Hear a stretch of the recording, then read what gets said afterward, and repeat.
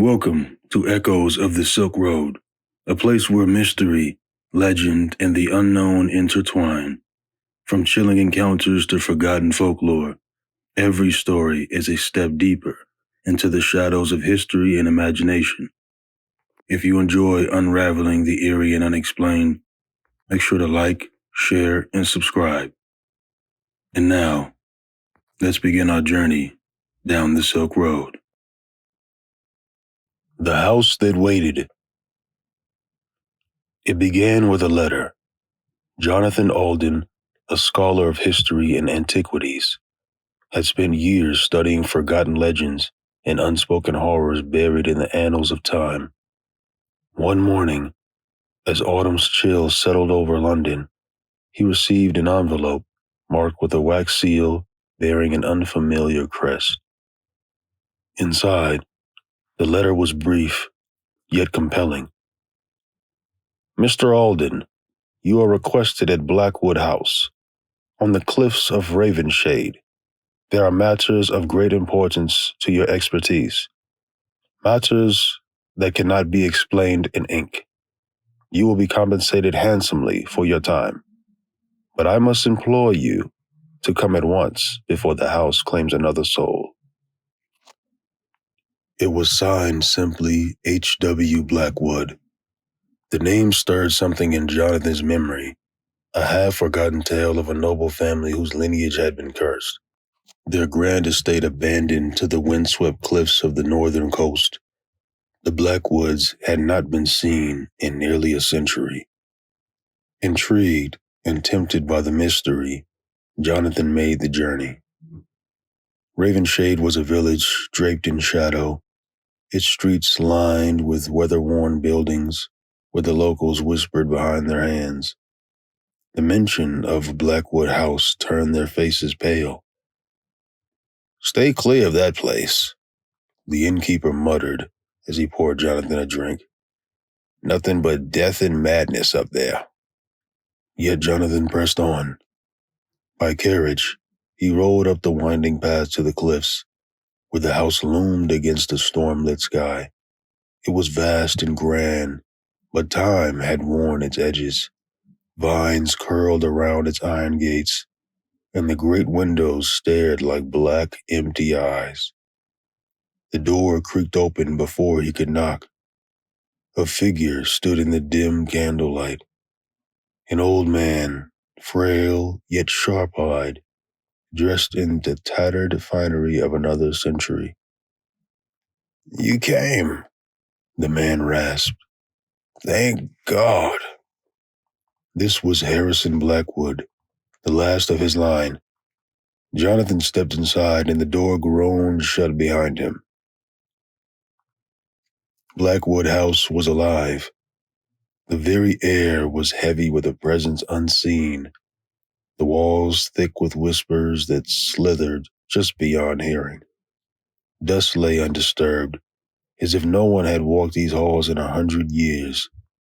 As they sat before the fireplace, Harrison told his tale. "My family was cursed, Mr. Alden. This house, it waits for us. It feeds on us." He explained that every Blackwood who had lived there had vanished. Some in their sleep, others simply stepping into a room and never emerging again. The house would hold them within its walls, their voices lingering, their souls lost. "I am the last, and now it wants me." Jonathan, ever the skeptic, asked what he was meant to do. Harrison's hands trembled. "You must find the heart of the house, the place where it began, and end it." Jonathan explored the house by candlelight. The corridors twisted in ways that defied logic, doors opening to places they should not. At times, he felt watched, not just by the house, but by something within it. He discovered journals from generations past, each entry growing more frantic, more desperate.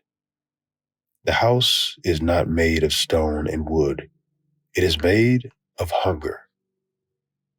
In a study, he found an ancient ledger detailing the construction of Blackwood House. One name stood out: Edwin Harrow, a builder who had mysteriously disappeared during its construction.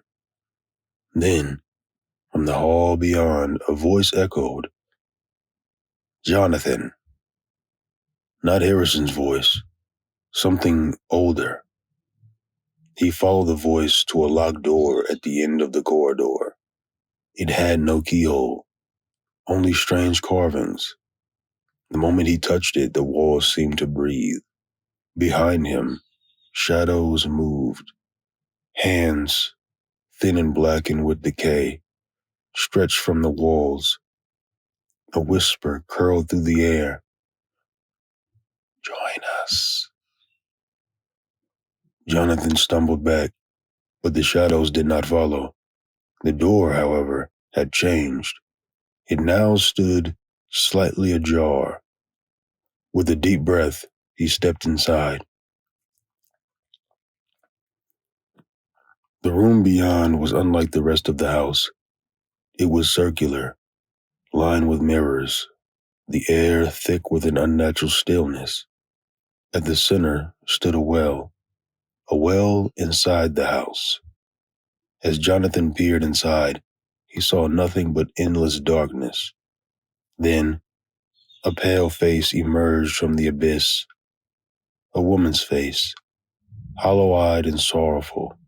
Her voice was a whisper of wind and time. You must set us free. She was one of the many souls bound to the house, trapped by the very foundation on which it was built. Edwin Harrow had not merely disappeared. He had been taken, along with others, sacrificed to something beneath the house. The well is its heart, she said. Bury it in fire. Jonathan woke Harrison and told him what he had seen. Together, they gathered lantern oil and torches. As they returned to the hidden room, the house began to fight back. The walls shifted, always stretching endlessly, the whispers rising to screams. The air thickened, pressing against them as shadowy figures reached from the walls, their mouths open in silent cries. The well yawned before them, its darkness seething. Jonathan struck the first match. The fire spread fast, consuming the room in golden fury. The house trembled, its walls groaning like a living thing in pain. The shadows writhed, shrieking, clawing at the air as the flames devoured the well. The whispers turned to screams, then silence. As the house collapsed around them, Jonathan and Harrison barely escaped. By dawn, Blackwood House was nothing but smoldering ruins. The curse had been broken, or so they believed. Years later, Jonathan sat in his London study, penning the tale of Blackwood House. He had never returned to Ravenshade, and Harrison Blackwood had vanished soon after.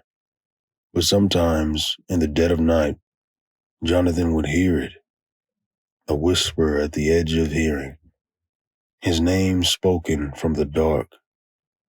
And in the mirror across the room, a shadow that did not belong. The Endless Night of Everwood. A tale of secrets, time, and the force that never sleeps. Long ago, in a valley hidden from the maps of the world, there lay a village called Everwood. It was small and quiet, nestled between rolling hills in the great ancient forest that stretched beyond sight. The villagers lived simple lives, tending to their fields and mending their homes. But there was one rule that everyone knew from the moment they could speak. Never enter the forest after dark. It wasn't a warning shouted in fear. No monsters were said to live there. No great beast prowled beneath its canopy. It was simply a rule, whispered as naturally as one might remind a child to wear their coat in winter. And no one questioned it until one night when a stranger arrived. He came just as the sun dipped below the hills, wrapped in a cloak the color of moss. His face was kind but weathered, his eyes holding the weight of many roads traveled. He entered the village inn, where the keeper, old Elias, watched him with cautious curiosity. New travelers are rare in Everwood, Elias said, setting down a mug of warm cider. What brings you so far from the world? The stranger smiled. A story, old friend, a story I must finish before the night ends. His words were met with puzzled glances, but he did not explain. Instead, he turned to the villagers who had gathered near the fire. Tell me, he asked, why is it that no one enters the forest after dark? A hush fell over the room. An old woman stirred her tea and shook her head. It has always been so. A young boy whispered, because the trees watch. A man near the door muttered, because those who enter do not return the same. The stranger nodded, as if he had expected these answers. Then he leaned forward. And if I told you that I have been beyond the trees? The villagers listened in silence as the stranger told his tale. There is a path deep within the forest, hidden beneath the roots and tangled vines. It leads to a place forgotten by time, a door carved from starlight. It is said that those who step through may see the world as it once was, or as it will be. Some say it leads to a land where the moon never fades, where dreams are kept safe until they are ready to be lived. A murmur ran through the crowd. Some scoffed at the idea, others leaned closer, their eyes wide with wonder. But there is a price, the stranger warned. For every step taken, the night grows longer, and if one lingers too long, they may never return to the world they left behind. Silence. Then a voice, soft, hesitant. I have seen the door. All heads turned. At the far end of the inn sat a girl no older than 10. Her name was Lillian, the daughter of the town's carpenter. She spoke again, her voice steady. When I was small, I wandered too far from the village. The sun was setting, and I was afraid. That's when I saw it. A silver door between two great oaks. I heard voices beyond it.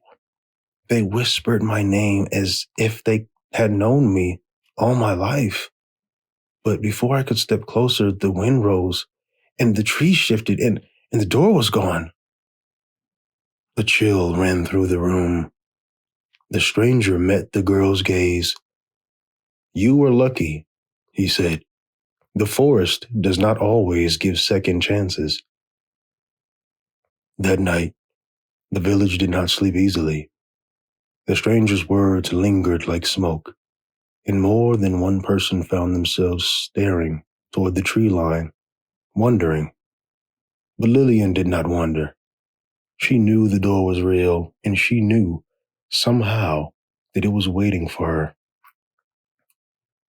So when the village slept and the moon hung high, she rose from her bed and slipped into the night. She walked past the fields, past the old stone well, past the wooden fence that had always marked the village's edge. And then she stepped into the forest. The air was different beneath the canopy, thicker, heavier, alive.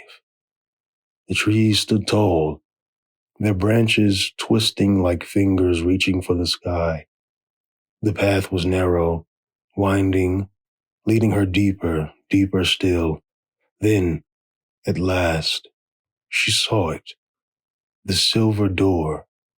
It stood just as she remembered, glowing faintly beneath the starlit sky. But now, she could hear them, the whispers. Come, Lillian. Her heart pounded. Home. She raised a trembling hand, but just as her fingers brushed the silver surface, a hand grabbed her wrist. Not yet, the stranger murmured. He stood beside her, his green cloak blending into the night. You should not have come alone, he said gently. Lillian looked at him, her eyes filled with questions. What is it? Who is calling me? The stranger sighed. This door is older than the village, older than the forest itself. It does not lead to a single place, but many. For some, it shows the past, for others, the future, but for a few, it shows them what they have lost. Lillian's breath caught. My mother, she whispered. She went into the woods when I was little. She never came back. The stranger nodded. And the door remembers. For a long moment, she stood before it, the silver light reflecting in her eyes. But if I go through, she asked, will I come back? The stranger was silent. Then softly he said, not as you are. Then Lillian looked at the door, and slowly she stepped back. Together, they returned to the village. The first light of dawn was just breaking over the hills. You are brave, the stranger told her. And now, the door will not call you again. Lillian turned to him. Who are you? He smiled. Just a traveler, he said. One who took a different path long ago. And with that, he stepped beyond the village gates. When the villagers woke, they found Lillian safe in her bed. The stranger was gone, and the forest, for the first time in years, was silent. But deep within its heart, beneath the tallest trees, the silver door remained, waiting for the next traveler to dream of what was lost. The River That Never Ends, a tale of lost journeys and the secrets beneath the water. At the edge of a quiet valley, where the hills rolled like waves and the trees whispered in the wind, lay a village called Willamere. It was a peaceful place, where the river flowed smooth and steady, carrying boats and dreams alike toward the horizon. The people of Willowmere loved their river, for it gave them everything: water to drink, fish to catch, and stories to tell. But there was one rule at Willowmere, passed down from the oldest elders to the youngest children. Do not sail beyond the bend. No one questioned it. No one dared to. The bend in the river, hidden behind tall willows, had always marked the edge of their world. No boat that passed beyond it had ever returned. Among the villagers was a boy named Edwin, who loved the river more than anyone. He would sit on the docks for hours, watching the ripples and wondering where they led. Why can't we go beyond the bend? He asked old Merrick, the fisherman. Merrick's face, worn by time and sun, grew solemn. Because the river does not end where we think it does, he said. Edwin frowned. But all rivers lead somewhere. Old Merrick nodded. Yes, and some places are not meant to be found. That night, as Edwin lay in bed, he dreamed of the river stretching endlessly, twisting through golden fields and shadowed forests, until it faded into a sky of stars. And when he woke, the pull of the unknown was too strong to resist. Just before dawn, Edwin slipped out of his home and untied a small wooden boat from the dock. The river was calm, the mist rising in silver wisps as he paddled quietly downstream. As he approached the bend, his heart pounded. The village had always felt so big, yet now, as he left it behind, it seemed no more than a whisper in the morning air. Then he passed beyond the bend, and everything changed. The river, once gentle, widened and darkened.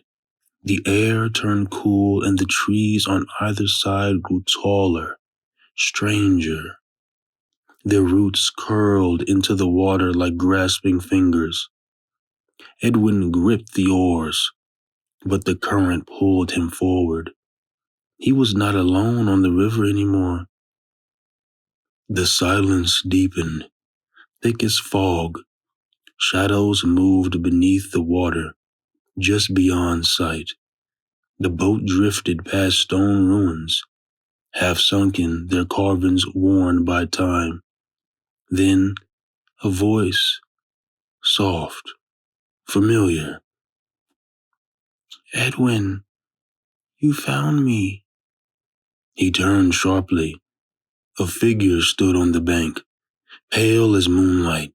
Her eyes were dark pools deep as the river itself. Who are you? Edwin asked. The figure tilted her head. You don't remember? And suddenly, he did.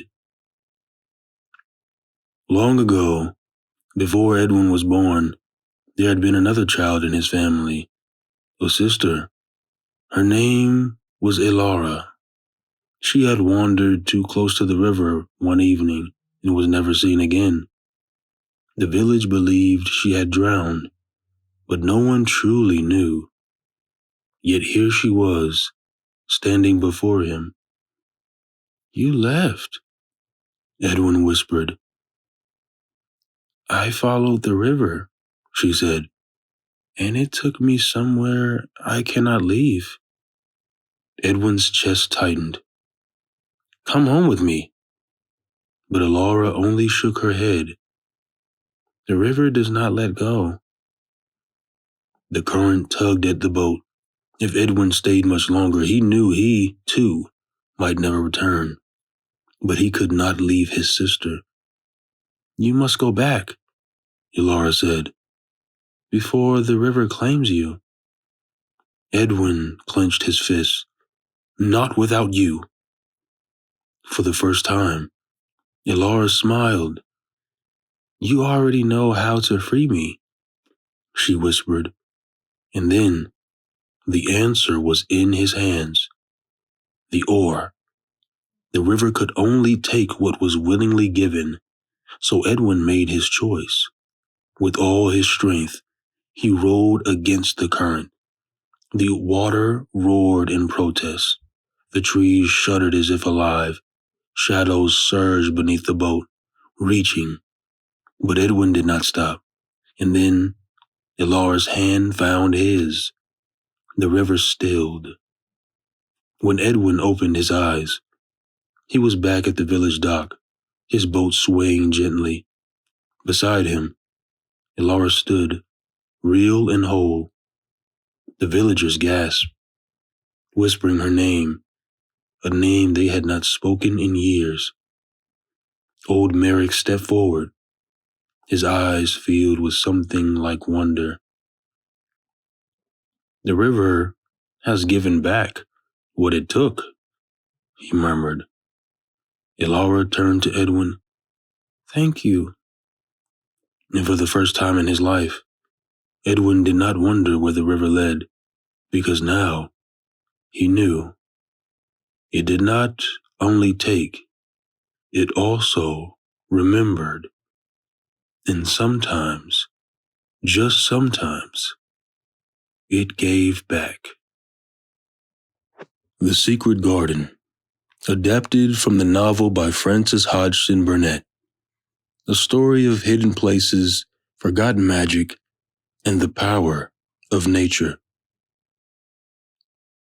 Once, in a land far away, there lived a girl named Mary Lennox. She had been born in India, where the sun was bright and the air was warm, but she was not a happy child. She was spoiled and sour, for no one had ever truly cared for her. Her parents had been too busy, and the servants did everything for her. But then, a terrible sickness came. One by one, the people in her house fell ill, and when it was over, Mary found herself alone. She was sent across the sea to England, to a great gloomy mansion called Misselthwaite Manor, where she was to live with her uncle, Mr. Archibald Craven. But the house was cold. The rooms were empty. And her uncle? He was a shadow of a man, always away, always grieving. It was a house of secrets, and Mary was determined to uncover them. Days passed, and Mary wandered the vast gardens, but one thing caught her curiosity above all: a locked gate, hidden behind ivy-covered walls. She asked the old gardener, Ben Weatherstaff, about it. "That garden's been locked for 10 years, he said gruffly. "No one's been in or out since the mistress died." Mary's heart quickened. A locked garden? A place no one had entered for years? She had to find a way in. One morning, Mary met a small, red-breasted robin. It chirped and fluttered near the ivy-covered wall, as if trying to show her something. She followed it carefully, and then she saw it. Half buried beneath the earth was a key. Her fingers trembled as she picked it up. Could it be? That night, as the wind howled through the moors, Mary lay awake, clutching the key, knowing that tomorrow she would unlock the mystery. At dawn, she hurried to the garden. She pushed aside the ivy, ran her hands along the wall. Click. The door creaked open, and beyond it, a forgotten world. Twisting vines, overgrown flowers, wild roses climbing the stone walls. It was silent, untouched, but still alive. She had never seen anything so beautiful. From that moment on, the secret garden became her world. She visited every day, clearing weeds, touching petals, bringing it back to life. But Mary was not the only one in the house with a secret. One night, she heard crying. Following the sound, she wandered through the dark corridors of Misselthwaite Manor until she found a hidden room. Inside lay a boy, her cousin, Colin. He was pale, thin, and always in bed. "I am sick," he said bitterly. "I will never walk." But Mary saw something else in him, loneliness, just like hers. So she told him about the secret garden. His eyes widened, and the next day, with the help of a kind village boy named Dickon, they brought Colin outside, into the fresh air, into the secret garden. And something changed. As the days passed, the garden flourished, and so did Colin. He stood for the first time, then walked, then ran, laughing, feeling the wind on his face. The garden had healed him.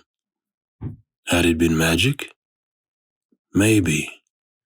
Or maybe it was simply the magic of being alive, of being loved, of finding a place to belong. And when Mr. Craven, the grieving uncle, finally returned home, he did not find a broken boy. He found his son, standing tall, smiling. The garden had given them all a new beginning, and its doors would never be locked again. The echoes of the past still whisper in the dark, but for now, our journey ends here. If you've enjoyed this tale from the shadows, be sure to like, share, and subscribe so you never miss what waits beyond the veil.